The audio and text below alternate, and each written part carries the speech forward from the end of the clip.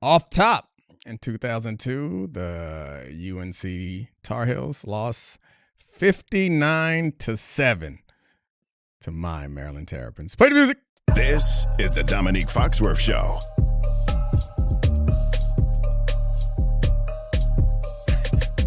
Welcome to the Domonique Foxworth Show. Yeah, self-aggrandizing off top. Wow. Wait, who was on that North Carolina team? I don't know, not Julius Peppers. I've told this story before. So anyway, the voice that you hear is Joel Anderson, proud alum of the TCU Horned Frogs, which there's no such thing as a horned frog, but that's a whole nother conversation for another day. But that's the voice that you hear. We're going to do some college stuff, get into some NFL stuff, but Julius Peppers was on the first team. My first college game, my son cut me off last night because I was telling him that story again that I've told him a bunch of times, how my very first college football game, I walked out on the field and Julius Peppers was there, and I was like, oh. It was the only time in my career. From the time I was 8 years old and told my dad I was going to be a pro football player until I made it to the league, that's the only time where it creeped into my mind a little bit that maybe this ain't for me. How much did you weigh? I was 159. I remember when I first got to college. Wow. I think I gained 10 pounds or so. So I was probably close to 170, I think. You had a 6 by the time you sweat out everything during the game. Like if you weighed in after playing Peppers, it was a 1 then a 6. To be fair, I didn't play in that game because I was redshirt and I didn't burn my redshirt to the end of the year. But I remember thinking like, oh, that it, like I'd gone through camp and everything. It was like, oh yeah, I can play at this level. I wasn't starting, but I can play at this level. Then I just saw him and was like, nah. Nah. If they like that, then nah. Then we went on and never saw another human being like him again until like Myles Garrett or somebody like that. But like that Mario Williams, it's like they made. I don't know. It's like they all came off like a factory at that time. Then out of North Carolina, you know. They are. Yeah, he was an NC State guy from that area, but I think the closest physical specimen I've seen to Julius Peppers still might be Cam Newton. Oh, I just like Cam Newton still does that when I see Cam Newton anywhere. I'm still, I know what to expect, but I'm still like, God. My favorite story is Takeo Spikes being like, we called him out for the bull in the ring like drill during camp, and then I went to hit him, and it was like, nope. Oh, sorry, Brandon Spikes, not Takeo Spikes. Yeah. Takeo would have lit him up. Leak sex tape Spikes, not Takeo. They made one of those. Did I tell you about the time he might have made many? The time Takeo Spikes almost killed my father-in-law. No. What? Maybe that's a story for another time. Maybe it's we'll put that one in the podcast. Takeo Spikes almost killed Alan? Almost killed Alan. Intentionally? You got to tell the story now. Okay, You can't say, I'm put it in the pocket. What happened? I gotta, to be honest, the headline is probably better than the story. But so, as you know, Charlie, Alan really loves biscuits. Yeah. And so early on in dating my then girlfriend and soon-to-be wife, Ashley, we would go to the rep meetings in Hawaii. And one year I decided, like, we would bring both our parents and everyone would go there. So they came, Alan and Joanne and my parents came, and at breakfast one morning, for whatever reason, Alan was sitting with Takeo Spikes' mother, who was on the trip also for similar reasons. And he said to her, "You look like you make good biscuits."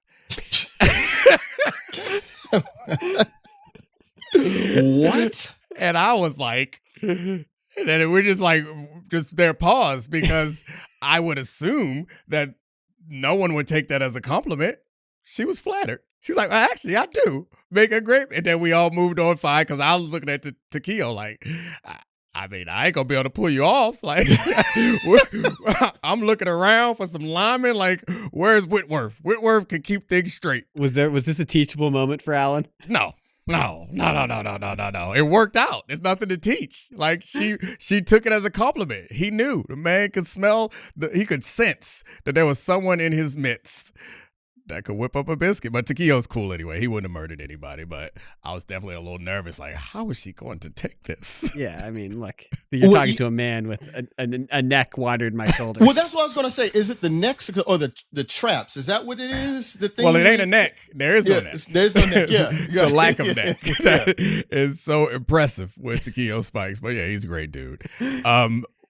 Anyway, we're lucky to have Joel here Yes. because we'll give him a chance to puff his chest out and talk about how the rude welcome to college football for Bill Belichick was provided by Joel Anderson's own TCU Horned Toads. Yeah, Joel, did you take anything? Did your opinion of Bill Belichick and this UNC experiment change because of your TCU Horned Frogs smacking UNC? Well, so I've been very critical of Sonny Dykes and TCU over the last couple of years. He's not been my favorite guy. I think he's a nice guy, but I've kind of looked at the decline of the program over the last couple of years, and I was like, man, you all are the guys that showed that Deion Sanders had a proof of concept. Y'all started all that, right? Yeah. Like Deion's first game was at TCU and they won. And so I'm just thinking, man, this is a match of wits between Bill Belichick and Sonny Dykes, and I'm thinking there's no way that Sonny Dykes is going to be up to it. But the thing that I forgot about college football that often comes down to is like not X's and O's, it's them Jimmies and Joes, right? And so after the first couple possessions, North Carolina goes down the field on us, and scores, and Kenan Stadium is all excited. And then we go 3 and out. And I'm like, man, damn, dog, this happening again. But then I realized, North Carolina is actually bad. Like they don't name who was their good player last night? Like who did you like on that roster last night? It's hard to pick out somebody you like when they get trounced like that. I mean, they hyped up the corners, and I thought, given what I know about Belichick's history, I was like, well, I know the secondary gonna be nice. They said we got these 2 corners, and they got one of the best defensive mind, particularly secondary coaches in the history of the NFL, and I end up walking away from that thing I don't know, y'all. There was all this marketing around the two that felt like it was intentional by Belichick, or at least the Belichick camp, talking about we're the 33rd team in the NFL. It's like that set it up to look so much worse because there's so much arrogance that's suggested by that. And for the result to be what it was really bad. And for us to have, to your point, we got last time that TCU opened up with a highly touted, or at least a lot of attention around a coach, we got proof of concept that it can work to some degree. Right.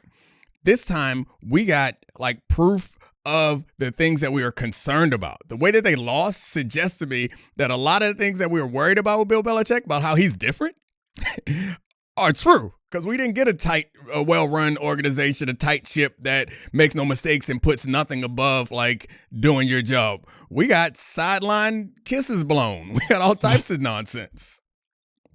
Yeah, and I mean, the thing that I think about is so the reason the NFL allegedly turned away from Bill Belichick is man, we don't really want you picking the players. You shouldn't have that much ability to pick all the personnel. And so what does he do? He gets his homeboy, Mike Lombardi. And I'm not trying to cast any aspersions on Mr. Lombardi, but okay. Oh, there you go. All right. And so we got that. He's got 2 of his sons coaching on the team. Lombardi's son is coaching. And let's be clear on the Lombardi thing. He wrote a book about why Patrick Mahomes wasn't one of the best players in NFL history yet 2 years ago. Yeah. Yeah, I mean, Doc, just sort of the arrogance that you guys think about. First of all, how many NFL coaches have gone down to college thinking that they were going to use their big brain to overwhelm everybody? That was the whole Charlie Weiss pitch. Yeah. Right? Mm-hmm.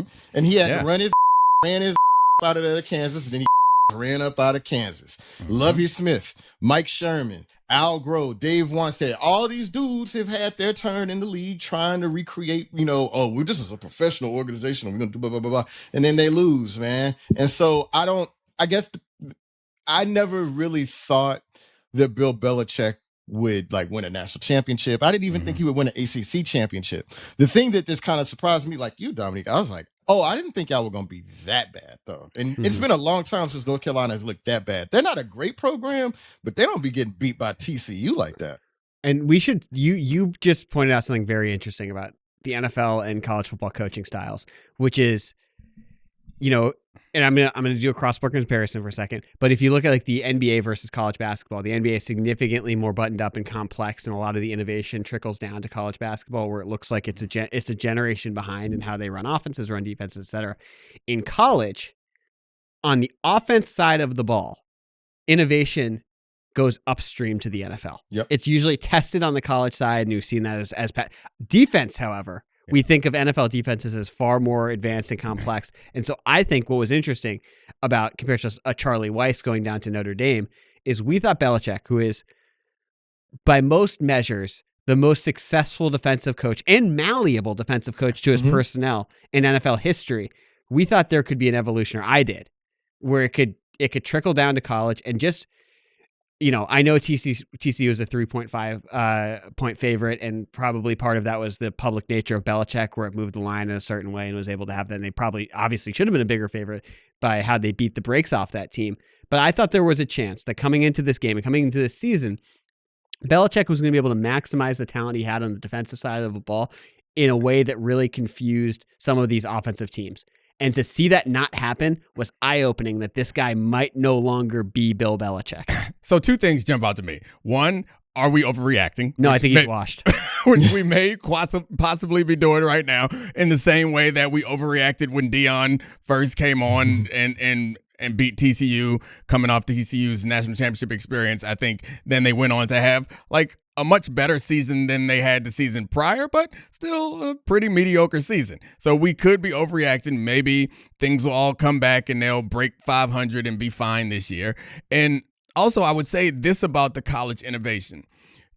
I think you're right about the offensive side of the ball is where the innovation comes from. But I think it's important to understand that the innovations are on a individual basis. So like you find a team that's doing one thing unique.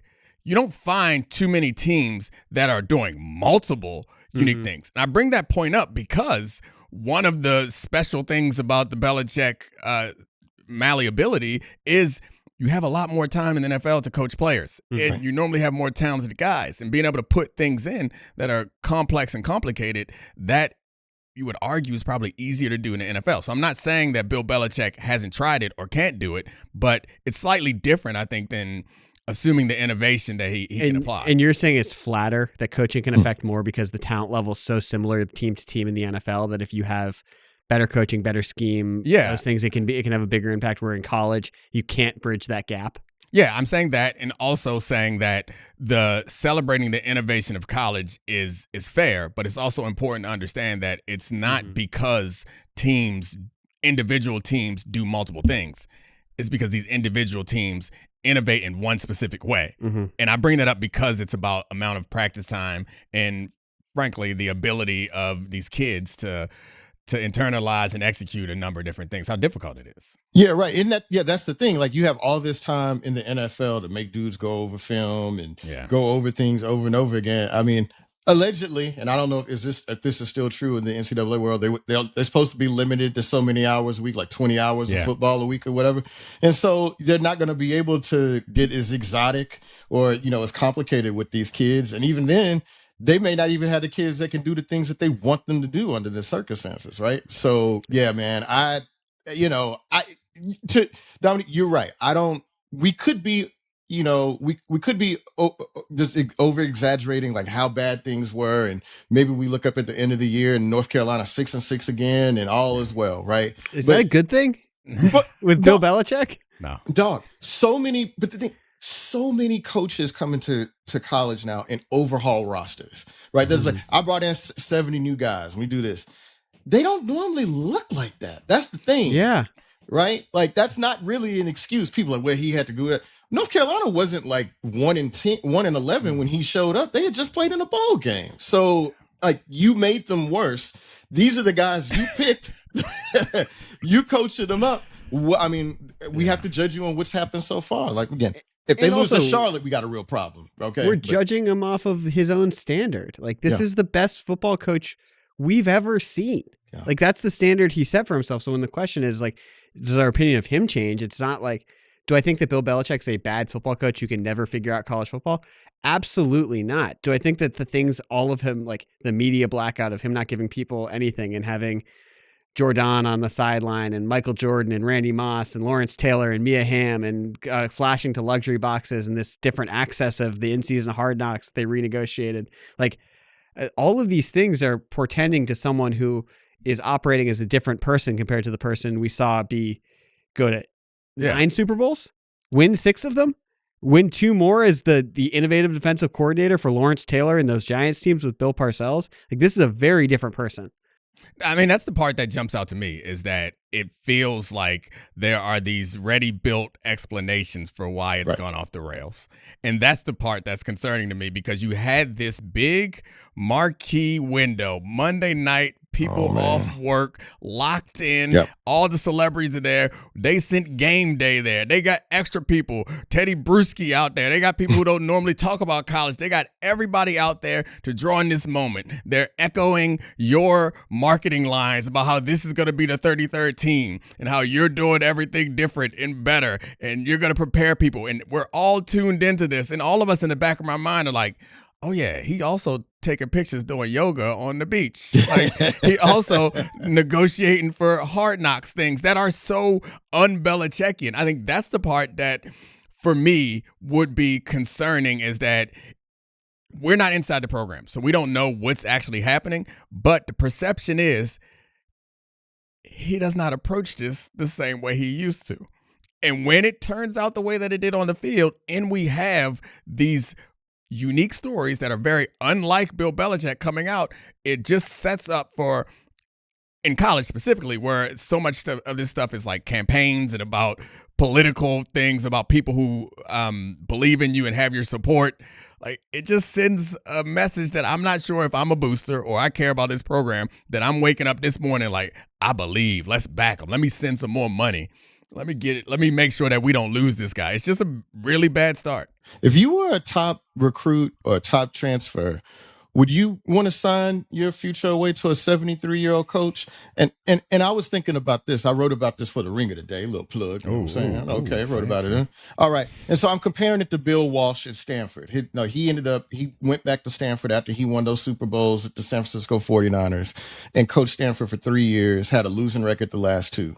And he retires at the age of 63. And he said, man, the thing about it is that coaching is a young man's game, basically. Like, this is a very difficult thing to do at this age. He was 63, okay? and Bill Belichick is 73. The one thing I can say for Bill, I'm just glad he got somebody to go home to, man. You know what I mean? I'm glad he got somebody to go home to. You know, like, you know, I felt bad for him last night. I don't want to see him embarrassed in this way. So at least he got that going for him. You can go home and talk bad about your coworkers. It's like, yeah, it's nice. Like, it's their fault. Yeah, right. Yeah, man. You know my record is, son. You know? Oh yeah, that's fair. But yeah, the defense sucked because of the defensive coaches who are also my sons. But the thing is, we know that Jordan, that she's okay with that, because allegedly, according to our friend Pablo Torres reporting, that was our friend. There was calls from within the house, within the family, that were like, "This is getting pretty weird." Yeah. We didn't need the calls. We all knew it was getting pretty obvious. Like, the man was topless in front of a ring cam. I mean, let that man fall in love, man. I don't know. I mean, that's why I'm like, look, bro, you're 73, man. Again, Hold on, Joe. Oh, I'm serious. No, I know you are. And I love you. And I believe that you are genuine in the idea of let that man fall in love. At no point did I say he can't fall in love. And at no point in the time when I fell in love did I need to be on someone's porch with my out, which is what he was doing. Look, so man, I don't try to paint me as anti-love. No. I'm happy for him. Fall in love. Domonique, do whatever. It's okay. We're not gonna pretend. We're not. Whoa. We're not gonna pretend like it's not kind of creepy that she's 24, and we also not gonna pretend that courtship always includes being caught on camera with your shirt off in public. This is what I'm talking about. You can't understand it, and neither can I. That man is 73 years old, bro. He's like, dog, man, wow. Like, look, can you imagine my life? I never thought this was gonna happen. So you might be on the porch with your out. You might go do acro yoga in the park when nobody ever seen your legs like that before in the park, right? You might do that. I get it. Yeah, I can think back. There have been dumb things that I've done in the name of, we'll call it love. You're a 40-year-old man thirst trapping right now on Instagram. Out here trapping. Yeah. Hey, I got hit. Who are you to judge? I got hit on the way into the show today. What, man? Take that. It happens once every 5 years. All right, man. Like DC, man, be careful. Be careful. Ain't nothing to be careful about. So she said, "You're handsome. Can I take a video of you for my Instagram?" I was like, "For what?" All, it doesn't count when it's Ashley. Oh, this wasn't Ashley. Who's that? What's the at? Where is it posted at? No, she said on Instagram. You know how people do like they go to places and be like, I'm gonna dap up all the tens. Oh. She was like, I'm doing a video where I'm giving pounds to all the handsome man in DC. And so I didn't stop walking when she started yelling, "Hey, handsome," because I ain't stupid. If you yelling, "Hey, handsome," it's a scam. And I was like, she's yelling, "Hey, handsome, hey, handsome." I'm like, not today. I don't know what she wanted, but not today. And then she's like, no, I'm doing a video for my Instagram. I was like, oh, okay. I just want you to give me a pound. I gave her a pound, and I was making sure that I wasn't going to get scammed because I know better. Mm-hmm. I know I'm attractive, but I ain't that damn good that people on the street be like, "Hey, handsome." Like, man, I know that's some Threads content. I know I need to get into Threads. That's something I'm going to see on Threads, I know. I don't think you're going to see it nowhere. I'm going to steer us back to Belichick, who also obviously he got pounded by TCU on this. But so thank you. Two questions on this. One, what do we think would be deemed as a success this season moving forward from UNC? And then on the back end of this, gut feeling right now, if UNC could get out of the Bill Belichick business, do you think they would? Do you think they regret this entire thing, how it's gone down? All right. So would it be a success? I guess I have to look at their schedule. I assume they got Clemson at some point. That's their one ranked team on their schedule. So the rest of the teams are unranked. Currently, they don't play Florida State. So was TCU. Yeah, which is a problem. I mean, I guess you have to change the expectations based on what we have now. I think the most important thing is to get them playing respectable football, like competitive. And I think the record matters less, but 500, above 500, around 500, like one game above 500, it's like we can say we're building something if we're playing well at that point, right? Like that's if they knock off Clemson, then it don't matter what else happens. I'm looking at this schedule. I'm seeing a lot of losses, man. So I mean, they should beat Charlotte. I don't know about Richmond.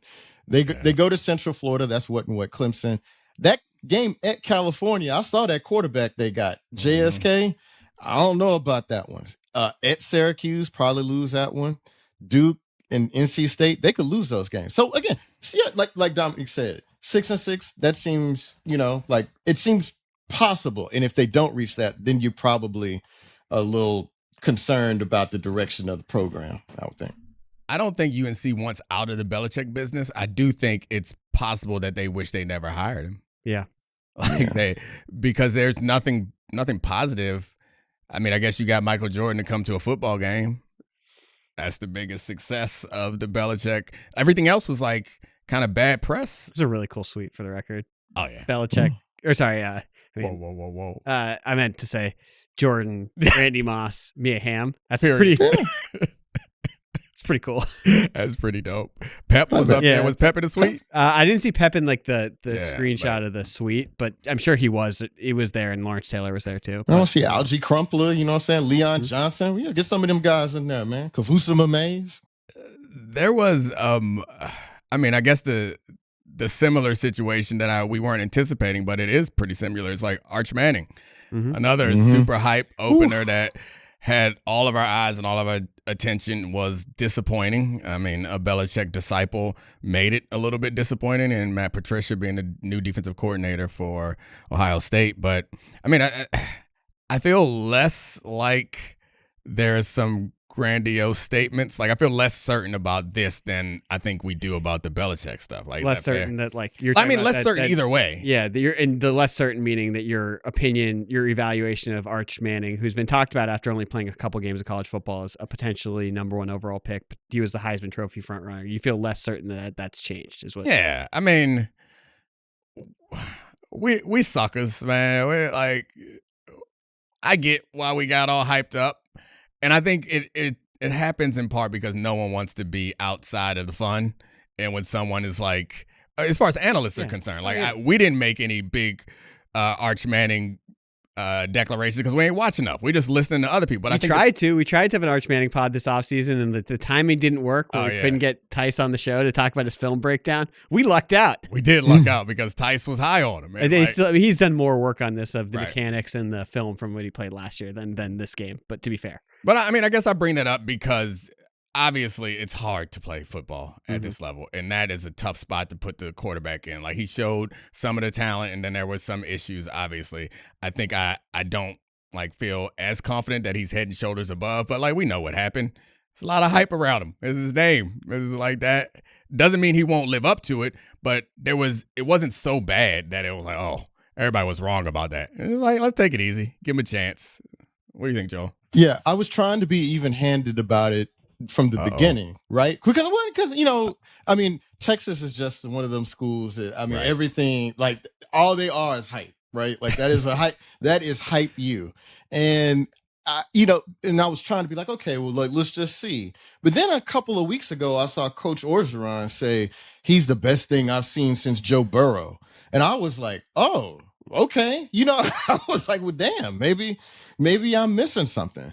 And then it's really, and because of that, I was deep into the third quarters, right when he threw that interception. It took me that long to be like, oh, he's actually playing really badly. I was trying to give him the benefit of the doubt, oh, he's nervous. This is a tough situation. But it was oh, no, he actually played really poorly. But then, more context, how many quarterbacks would have thrived in that situation? In college football anyway, right? Maybe Garrett Nussmeier at LSU. Maybe, DJ Langway at Florida. I know what Charlie's going to say. The Lenora Sellers, so I think it's really? I'm surprised. Okay.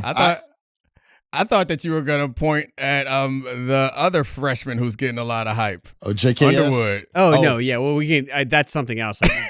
I don't want to derail us too much, but I can say with a proclamation right now. Do you remember when Matt Stafford committed to Georgia and Mel Kiper was just pencil him in as the number 1 overall pick in whatever year?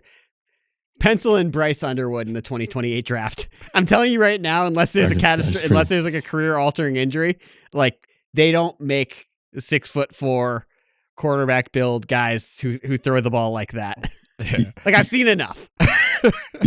Anyway, back to Arch Manning. Continue. So I created the detour because I anticipated that's where you were going to go with it. But he's not ready the same way. Sellers he can run. Yeah. He's so big. He's so physically developed. He's other quarterbacks that would have succeeded in that situation. I mean, I think I don't know. It's hard to determine. I think so much of the coverage around this stuff, and this is probably a outgrowth of all of this stuff being almost overcovered, is that the hype is when someone is gives you 1 point above what you think is average, the hype machine is going to make it bigger and bigger, and it doesn't take into account that this stuff takes time.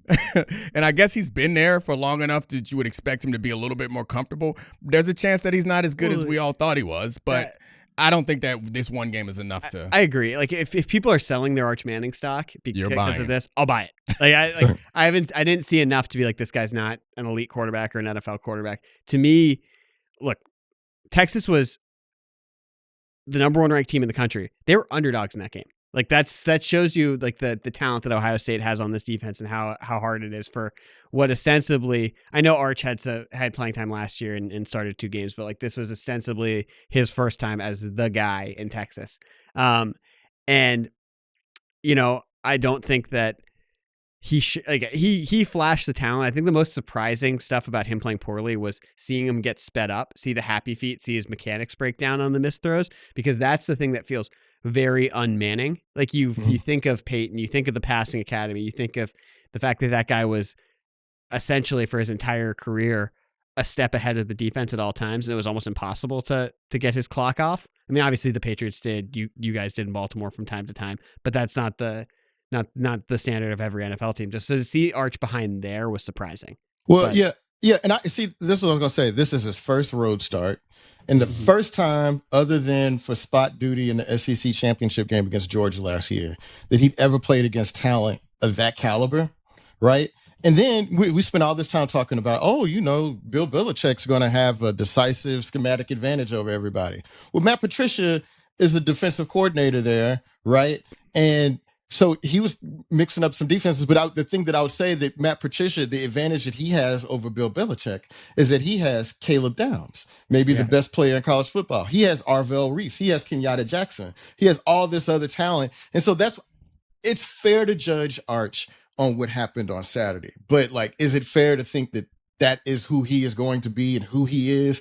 Hell no. Like, I think that we'll revisit this in November and December, and we'll be like, okay, he's a little bit closer to what people were saying he was, but he ain't as bad as he looked on Saturday. And by the way, I think the Mannings might have been the first people to tell us that this was going to take longer when they were like, he's probably going to need 2 years of college football where he actually plays. Like, chill out about the 2026 draft. Right. So like they're like they were sort of honest about where he's at. And like, look, he's still 6'4", he can still run, he can still drive the ball outside the numbers with arm strength. It's not like it's not like the tools are not present. This is a little bit random or a little bit off the beaten path of a question, but coming into this season, I think we, or at least I, have like adopted the view that the playoffs and all these other ways, the way that teams make it to the playoffs, like, has changed the value of college football games in the regular season. Right.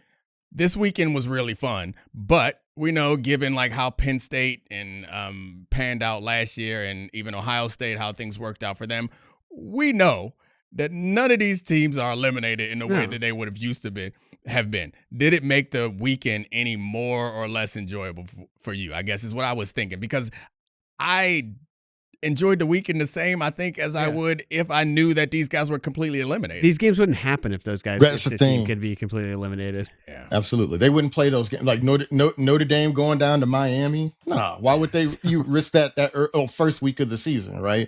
Or LSU going to Clemson, even though LSU tends to do that. Nah, they wouldn't do it. I mean, Notre Dame lost last year, right? To Northern Illinois. Yeah, Northern Illinois, and still ended up in the playoffs and had a good situation. So yeah, I mean, we recognize that everything is moving more in a professional direction, and I think I was one of the things that I believed is like it would make it less fun and interesting and exciting. But no, I love this weekend of college football. Yeah, maybe it'll change as we go forward. But well, I think it'll be things like if we have back-to-back, like, I mean, I guess this is hard to happen. Like a team loses at the end of the regular season in the SEC championship game, or like has some rivalry game losses where even we saw it last year. Ohio State got, pumped by a Michigan team that we didn't think was that good, and then their national championship, they won. It's like, are you really national champs, Ohio State? Do you really feel good about this? Because you can't beat Big Brother right now. Yeah, I'm sure they still feel good about it. Not as good as they would have if they beat Michigan. Oh, of course, of course. But I mean, I know people said the idea that maybe they would have traded national championship to beat Michigan. That's nonsense. I don't believe that for a second. Stop it.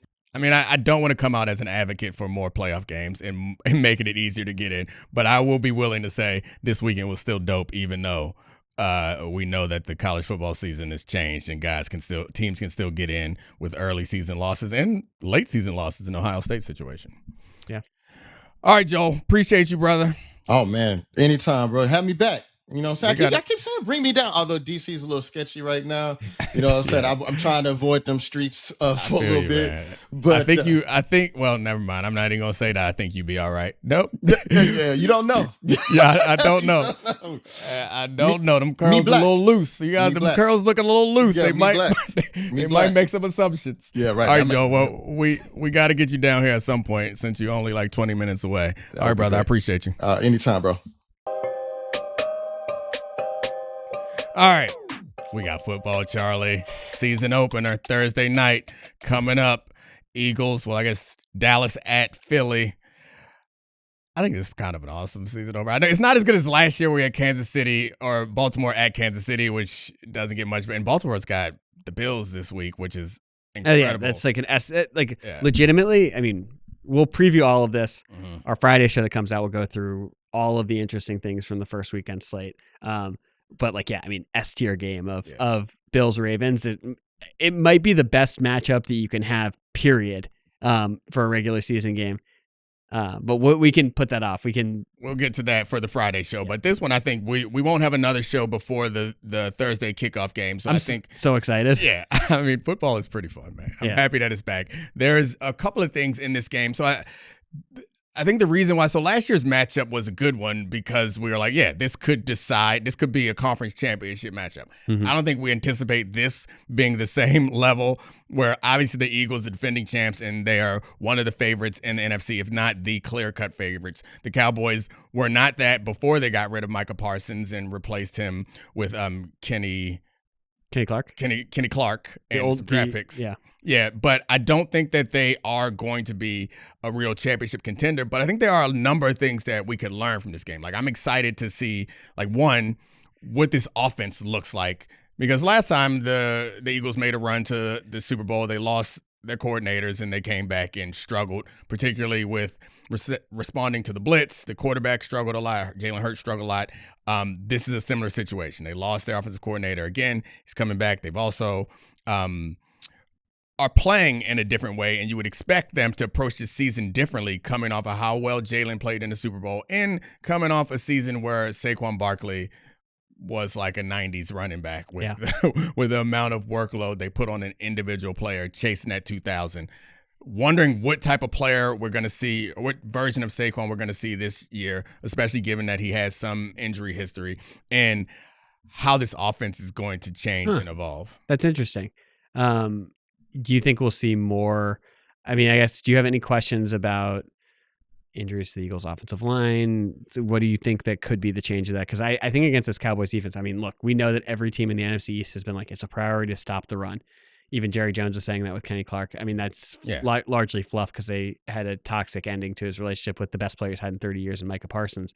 But we saw every other team be like, we need to bolster our defensive line. We need to be able to stop the run. That's in response to the Eagles. How do you see them changing how they play on offense? No, I mean, I think the Eagles have to be prepared that people are coming for what they do. And I think combined with that is an understanding that there's like a progression for players.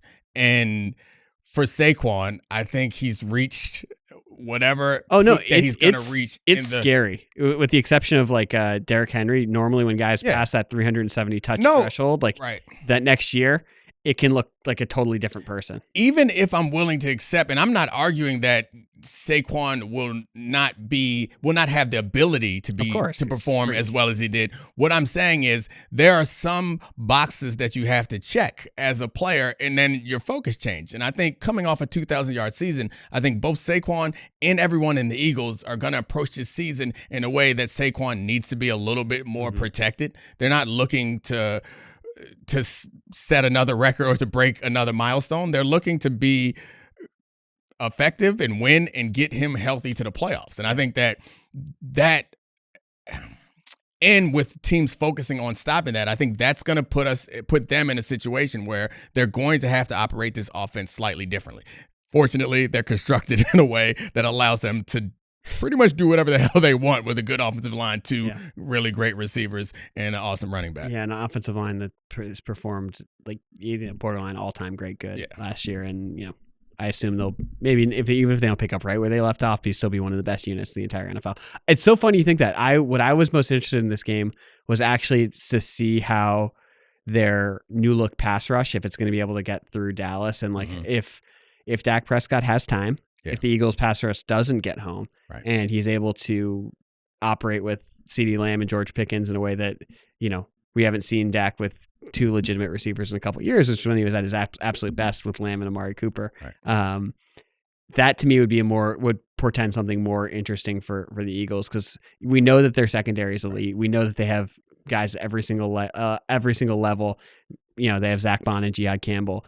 The real question is, are they going to get how much of the pass rush can Jalen Carter and Nolan Smith carry on their own? Do the guys next to them can either one of those guys be Batman pass rushers?